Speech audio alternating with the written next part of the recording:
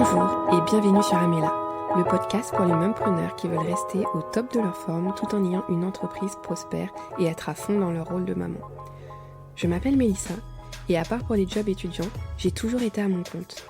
Les difficultés ont pointé le bout de leur nez avec l'arrivée de mes enfants, que j'avais tant voulu et qui ont chamboulé mes nuits et mon emploi du temps. Je suis persuadée que tout peut s'accorder sans sacrifier sa santé, son business ou sa vie de famille. Du coup, je vous partage les astuces que j'ai pu mettre en place tout au long de ce parcours. Si vous souhaitez en savoir plus, rendez-vous dans la description de ce podcast et bonne écoute. Coucou et encore bienvenue sur le podcast. Aujourd'hui, je suis ravie de vous accueillir pour parler d'un sujet que je trouve intéressant. Parce que souvent, on a l'impression, on peut avoir l'impression que c'est nous qui faisons tout, qui portons beaucoup de choses. On parle souvent de la charge mentale au niveau des mamans. Et j'ai envie de vous en parler un peu plus avec le côté équipe avec le couple et comment ça se passe quand on a l'impression de tout faire ou de faire énormément, que c'est pas forcément équilibré, d'être tout simplement de faire seul les choses parce que en fait on a l'impression de tout faire et de comment changer un peu, faire évoluer des pistes de réflexion pour faire évoluer notre réflexion, notre manière de penser par rapport à ça. Et bien sûr pour nous responsabiliser, parce que vous savez que dans ce podcast, j'aime qu'on prenne nos responsabilités en fait, que parce qu'on pourra tout simplement pas changer les autres, mais nous on peut faire énormément par rapport à nous déjà, et j'aimerais qu'on parle de ces quelques clés. Alors c'est vrai qu'en tant que mère entrepreneur, on a des défis qui sont quand même spécifiques, et l'équilibre vie pro, vie perso peut ne pas toujours être justement équilibré, mais j'aimerais qu'on en discute. Le fait d'être mère entrepreneur, c'est souvent quelque chose qu'on a choisi et qui est une expérience enrichissante. Déjà parce que c'est un choix, parce qu'on va vers ce qu'on a envie, mais ça peut être aussi épuisant par rapport aux exigences qui nous sont demandées, et même celles qu'on nous demande à nous-mêmes et celles qui sont requises en fait pour pouvoir réussir. Et on peut avoir souvent la pression, et cette pression, elle peut pas forcément être comprise de tous, et même avec une communication et une fusion qui peut être intéressante, des fois notre conjoint même ne peut pas comprendre tout ce qu'on a à gérer en fait, en tant que femme, en tant que mère, en tant qu'entrepreneur, dans la société dans laquelle on vit. Alors du coup, quelles sont les solutions pour trouver un équilibre par rapport à ça ? Personnellement, je suis vraiment fière d'avoir une entreprise, je suis vraiment fière d'avoir une famille, tout simplement parce que je l'ai voulu, je l'ai choisi. Mais je connais, et on connaît aussi, si vous m'écoutez, l'envers du décor. Et même si on regarde les points positifs de notre conjoint, il y a quand même un constat glaçant sur la charge mentale qu'on peut avoir. Et comme c'est quelque chose de culturel, j'ai pas envie qu'on en fasse une affaire personnelle, parce que c'est quand même assez ancré. Et même si on a la chance d'avoir un conjoint qui évolue, qui est plutôt moderne, qui participe, qui fait en sorte d'arrêter de dire que je t'aide, il y a quand même des choses qu'on fait assez naturellement et qu'on sait que c'est à nous de faire en fait. Et bien sûr, mon propos sera à nuancer par rapport à votre propre vie, à votre propre parcours. Et je cherche pas du tout à faire la guerre des sexes, au contraire, j'aimerais bien qu'on trouve un endroit pour se rejoindre. Et du coup, le temps que la société évolue, comment nous on fait pour s'en sortir entre notre désir et on sait que ça peut être en fait autrement, mais le temps que les choses bougent, que ce soit d'une manière individuelle ou au niveau de la société, comment on fait aujourd'hui pour être le plus équilibré possible avec nos multiples casquettes. Le premier point que je vous propose d'aborder consiste à reconnaître que en fait, de toute façon, vous n'êtes pas seul. Des fois, vous pouvez avoir l'impression d'être seul, mais en fait, il y a d'autres mères entrepreneurs, et il y a d'autres mères tout simplement, et d'autres entrepreneurs tout simplement, dans le sens où on peut être que mère ou on peut être que entrepreneur, se retrouvent dans la même situation que nous. On jongle entre les différentes responsabilités familiales, professionnelles, et en fait, le jeu, c'est de se trouver un réseau de soutien. Que ce soit des mères entrepreneurs qui correspondent exactement à votre profil, ou que ce soit simplement des mamans ou simplement des entrepreneurs, d'arrêter de différencier les personnes, de dire ah ils vont pas me comprendre si ça. Non, en fait on a vraiment tous les mêmes obstacles, c'est vraiment notre manière de penser qui va changer, qui va faire la différence, et de trouver des personnes qui vous soutiennent, et même si elles ne vous comprennent pas à 100%, qui vous comprennent le maximum et avec qui vous pourrez échanger. Le simple fait de savoir que ça existe autre part, ça change la donne. Donc même si c'est pas des personnes réelles, enfin pas réelles dans le sens que ça peut être virtuel en fait, des gens que vous suivez sur les réseaux sociaux, des blogs, des podcasts, entourez-vous de personnes qui connaissent vos problèmes, votre situation, les enjeux, qui ne minimisent pas ce que vous pouvez ressentir, mais qui au contraire sont des alliés qui soit peuvent juste vous écouter ou soit aussi vous apporter des solutions. Ou même chercher des associations, qu'importe. Trouvez-vous un réseau de soutien de personnes qui vous comprennent, ou même si c'est pas... Ça peut être aussi en termes de loisirs, mais là, j'aimerais bien être spécifique par rapport au fait d'avoir les mêmes enjeux en fait. Et en fait, quand vous vous retrouvez dans un réseau de soutien, vous vous rendez compte que les gens, ils ont mis en place des solutions. Et souvent, ils ne font pas tout. Puisque je sais pas pourquoi, il y a des gens qui pensent que... Enfin, même moi, des fois, quand je parle à des personnes autour de moi, des fois, tu fais tout. Non, je ne fais pas tout, c'est impossible de tout faire. Il n'y a personne qui fait tout. On peut faire beaucoup de choses, mais en réalité, on délègue toujours. On délègue...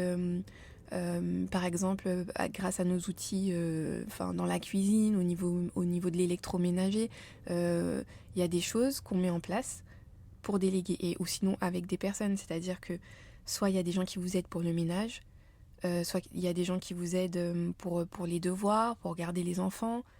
En fait, c'est soit vous choisissez vos priorités, ou soit si vous voulez tout faire, il y a un moment, il y a des choses que vous allez devoir déléguer, c'est vraiment obligatoire. Donc, c'est soit je choisis mes priorités et il y a des choses que je délaisse, c'est-à-dire que on va délaisser, je sais pas moi, de ranger tous les jours, que la maison soit toujours propre tous les jours, ou d'avoir des repas super sains tous les jours. On va les léguer tout simplement en achetant du surgelé, en achetant des plats tout faits, en commandant dehors. Mais le mythe de vouloir tout faire, ça sert à rien en fait. Vous serez juste épuisé et personne ne vous valorisera pour ça en fait.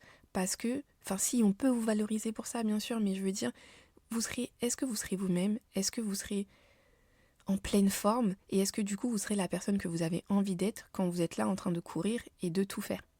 Donc c'est aussi apprendre à faire confiance à des personnes de votre entourage, savoir dire que ok, ben ce sera pas fait parfaitement, mais ce sera fait, ou sinon ce sera pas fait du tout et c'est ok. On se lâche un peu la grappe et on apprend à demander et on apprend à dire non aussi à certaines tâches. Et quand vous déléguez, faites en sorte de déléguer le maximum pour que la charge mentale puisse encore une fois diminuer, parce que c'est vraiment quelque chose que je trouve important pour nous, parce que sinon psychologiquement ça fait beaucoup.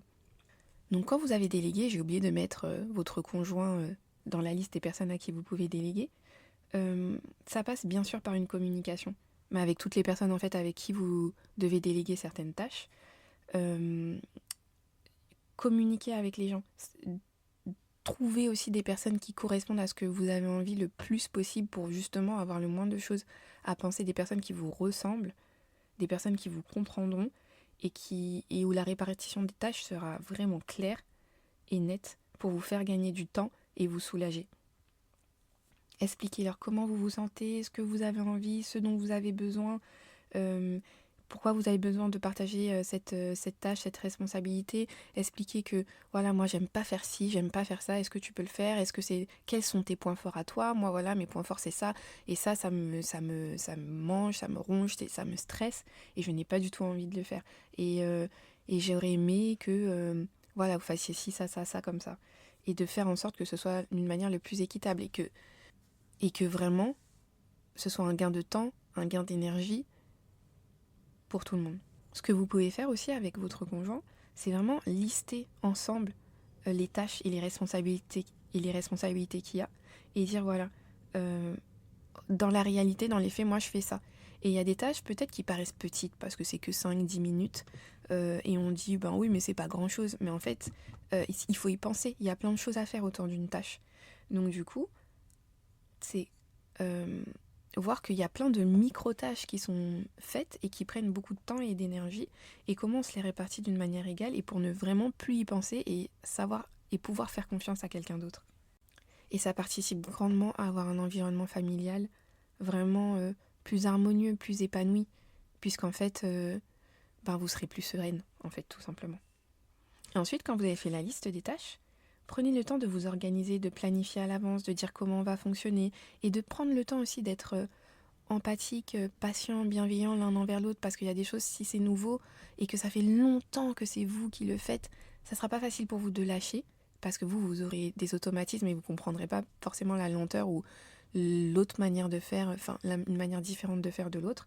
Mais en fait, d'être patient, d'essayer de comprendre et d'ajuster au fur et à mesure, de prendre le temps d'ajuster. En tout cas, l'objectif, c'est de réduire la pression. Donc, on fait en sorte de communiquer, planifier, être réaliste par rapport à ce qu'il y a à faire et ajuster au fur et à mesure du temps. Ensuite, quand on a l'impression de faire beaucoup de choses comme ça, c'est peut-être aussi que dans votre emploi du temps, vous vous êtes pas priorisé. Et c'est vrai que c'est quelque chose qu'on dit et qui est facile à dire, mais en fait, il y a tellement de choses qui sont une priorité que des fois, on se dit, ouais, mais en fait, si je le fais pas, qui le fera? Donc on revient un petit peu au principe de déléguer et de prioriser aussi ce qui est vraiment important. Mais c'est aussi de prioriser le temps qu'il y a pour vous. C'est-à-dire qu'avant de mettre les enfants, le travail, non, qu'est-ce qui est primordial pour que moi je continue à fonctionner? Et peut-être que même il y a des choses que vous mettrez en place qui vous donneront de l'énergie pour faire encore plus de choses, parce que quand vous vous êtes occupé de vous, vous êtes ressourcé. Je vous donne un exemple simple. Moi, quand je commence la journée en faisant mon sport, mais je me sens beaucoup plus disposée pour tout le monde et pour tout faire en fait, parce que je sais que j'ai envie de faire du sport tous les jours. Et je sais qu'après, j'y pense jusqu'à ce que je dois le faire, mais je priorise souvent le travail, les enfants, et puis on a des imprévus en fait dans cette vie de mère entrepreneur. Donc, c'est comment je fais pour, je prends soin de moi, et comme ça je sais que je pourrai faire tout le reste. Qu'est-ce qui me ressource, qu'est-ce qui me fait du bien, qu'est-ce qui me donne de l'énergie. Et donc, en organisant mon emploi du temps comme ça, ensuite je place le travail et les enfants et le reste de ma vie. Et ça peut être quelque chose de ponctuel, de mensuel, ou ça peut être aussi des routines claires et nettes, journalières ou mensuelles, qu'importe, mais des routines qui vous préservent. Et ce qui est important aussi quand on a l'impression de faire plus que l'autre, ou quand on a l'impression que voilà, on ne peut pas avancer, parce que justement, on fait beaucoup de choses et on ne peut pas avancer sur un domaine de notre vie. D'ailleurs, j'aimerais faire une petite parenthèse par rapport à ça. Il y a des moments où vous avancerez énormément au niveau professionnel, des moments où vous serez vraiment avec les enfants et du coup moins là au niveau professionnel. Je connais pas de moment où c'est vraiment parfait et équilibré partout. Il y a toujours un moment où on doit se donner à fond pendant une tâche ou juste pour démarrer une entreprise ou pour démarrer un nouveau projet ou pour être à fond dans la compta pendant ce moment-là et du coup délaisser un peu la maison ou les enfants. C'est ok en fait, c'est juste des périodes, c'est pas toute la vie. Mais revenons au point que je voulais aborder avec vous, c'est savoir dire non. À certains moments, on dit non à certains domaines de notre vie ou à certaines personnes. Parce que c'est tellement facile de se surcharger de travail ou même je sais pas, moi, si vous êtes très créative par exemple, vous aurez toujours des idées pour faire des loisirs avec les enfants, vous aurez toujours des idées pour améliorer votre maison, pour le business, mais en fait, il y a un moment où vous devez dire non, en fait, et vous concentrer sur ce qui compte vraiment. Et parfois aussi, il y aura des moments où vous avez prévu de travailler, mais en fait, vous avez vraiment besoin de temps pour vous. Prenez-le. Vous serez toujours gagnante en fait à prendre soin de vous, puisqu'après, vous aurez de l'énergie pour tout en fait. C'est-à-dire que là où vous croyez que non, mais ça sera la fin de journée, je pourrai plus le faire. Non, mais si aujourd'hui, maintenant, t'arrives pas à être productive, t'arrives pas à bien réfléchir, t'arrives pas à bien mettre les choses en place, fais une pause et après tu vas redémarrer. Et aussi, j'aimerais aborder avec vous le fait de ne pas être trop dur avec vous-même. C'est vraiment un défi en fait. C'est vraiment. Je sais pas pourquoi aujourd'hui on surcharge comme ça notre temps, on a envie de profiter de tout, sûrement parce qu'on a beaucoup de choix dans cette vie. Et c'est pas facile non plus de faire des choix quand on a une multitude de choix. En fait, c'est normal de ressentir parfois de la frustration, de la culpabilité ou un sentiment d'être débordé. Parce que déjà, rien que s'occuper de nous, je trouve que c'est un taf. S'occuper des enfants, c'est un taf. Avoir un business, c'est un taf. Donc on se rappelle que chaque jour, on fait de notre mieux. Et que c'est une nouvelle occasion d'apprendre, de grandir, de se perfectionner et qu'on est déjà assez. C'est super important de se rappeler ça, d'être gentil avec nous. Comment vous traitez vos enfants? Moi, c'est quelque chose que j'aime bien me dire parce que je trouve que mes enfants, je les traite bien. Et je me dis, mais est-ce que qu'est-ce que tu dirais à ta fille, à ton fils, si là, il est en train de dire « Ouais, mais j'ai envie de faire plus, je voulais faire plus, et je voulais faire ci, je voulais faire ça, j'ai pas réussi. » Ouais, mais en fait, c'est normal. T'as vu, il y avait ça et ça à faire. Il y a eu cet imprévu-là. T'avais pas forcément l'énergie, t'avais pas forcément le mood, il t'est arrivé ça. Il fallait penser à ça.